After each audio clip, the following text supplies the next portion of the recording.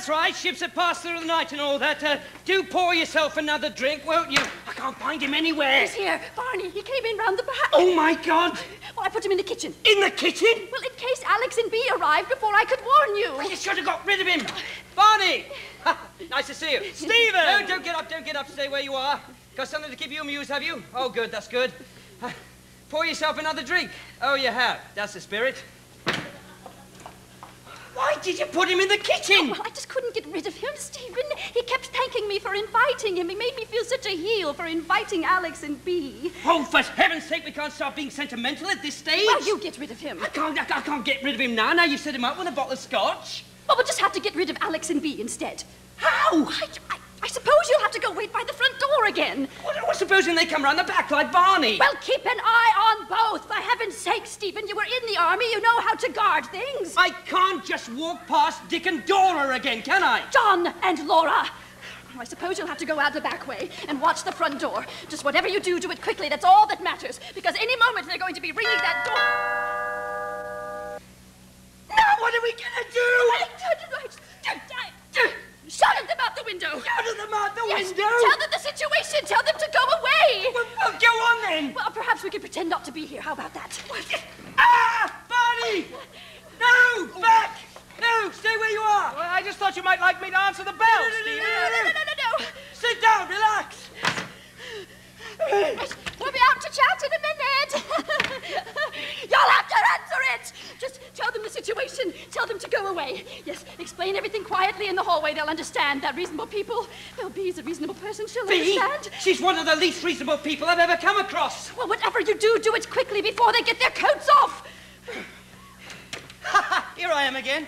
Bee! How lovely to see you. They're in! Bee! Nice to see you again. Yes, and this must be Alex. Oh, my God. Oh, lovely. Well, do come in. Make yourselves at home. Dick and Dora, let them in. John and Laura. Do pour everyone a drink, would you? John. John, that's right. We must have a clear and definite plan of campaign. That's right, over there on the side. Oh, you're quite right about that, Alex, lad. I've never seen anything like it. I can't imagine what Bee was up to. Oh, well, what are we going to do? Well, I suppose... We can't just chuck them out now. Now they're sitting down with a drink in their hands talking to Watson and Thingy, can we? I suppose the three of them will have to be very adult and mature about it and face facts. What do you mean, face each other? Well, there's nothing else for it, is there? Well, this Alex lad doesn't look very adult or mature to me. I don't think his voice is broken yet. Well, his lover is coming to die. Give me a table for two. And his sweet little corner. Your lover is coming to die. I hope that Only the best will do. nothing but the best. The food of the gods.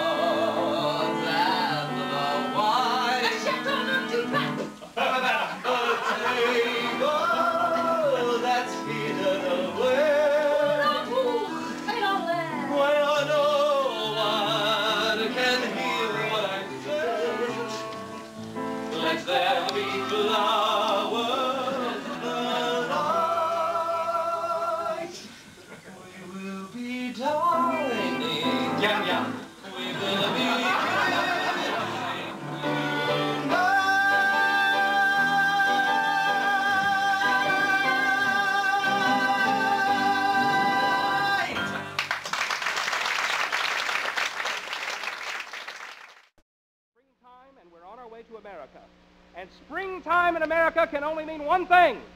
Baseball, the great American pastime. Sir, do you remember listening to the games on the wireless radio? I was never a wireless fan. I've always been more of an electric fan. Oh, well, you know, we have a baseball team right... Thank you. We have a baseball team right here on the ship. They're called the Symphony Sluggers. A baseball team here on the ship. Wow, this ship really does have everything. Now, do you know the guys on the team? Do you know their names? Well, sure I do. But, you know, nowadays they give ball players very peculiar names. What do you mean, funny names? Nicknames, pet names like Dizzy Dean. His brother Daffy. Daffy Dean. And their cousin. Who's that? Goofy. Goofy? Oh, now, let's see. We have on the bags, we have who's on first, What's on second, I don't know's on third. Now, that's what I'm trying to figure out. I say who's on first, what's on second, I don't know's on third. Well, do you know their names? Well, certainly. Well, then who's on first? Yes. I mean the fellow's name. Who? The guy on first. Who? First baseman. Who? The guy playing first. Who is on first? What are you asking me for? Well, I'm telling you, who is on first? And I'm asking you, who's on first? That's the man's name. Well, go ahead and tell me. Who? The guy on first. Who? The first baseman. Who is on first? Is there a contract with the first baseman? Well, absolutely. Who signs the contract? Well, naturally. When you pay up the first baseman every month, who gets the money? Every dollar of it. Well, why not? The man's entitled to it. Who is? Yes. Sometimes his wife comes down and collects it. Whose wife? Yes. Look, all I'm trying to find out is what's the guy's name on first base. No. Let's not switch him around. What is on second base? I'm not asking who's on second. Who is on first? I don't know. He's on third. We're not talking about him. How did we get onto third base? You happen to mention his name. If I mention the third baseman's name, who's the third? Who did I say is playing third? No. Who is on first? I'm not asking who's on first. Never mind first. I want to know what's the guy's name on third. No. What belongs on second? I'm not asking who's on second. Who is on first? I don't know. He's on third. Ah! Where is David? Here I am, Teach. Here I am.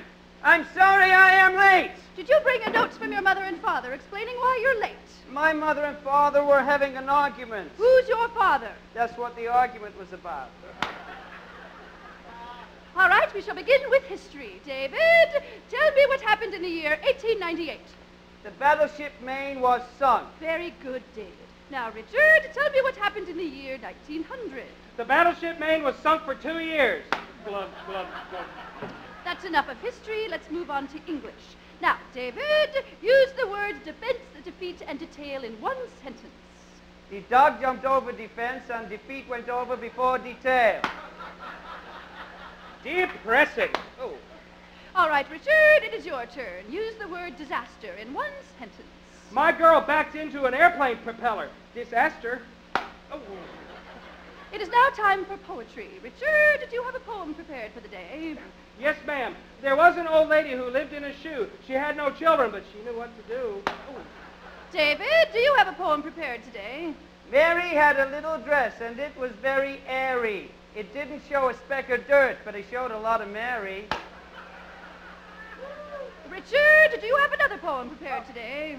There was a little girl from Boston, Mass. She waded in the water clear up to her knees. That doesn't rhyme. It will when the tide comes in. I was 6'3" before I came in here. All right, it is now time for the lesson of the day. David, do you know the difference between prose and poetry? That's easy, Teach. The pros stand on the corner.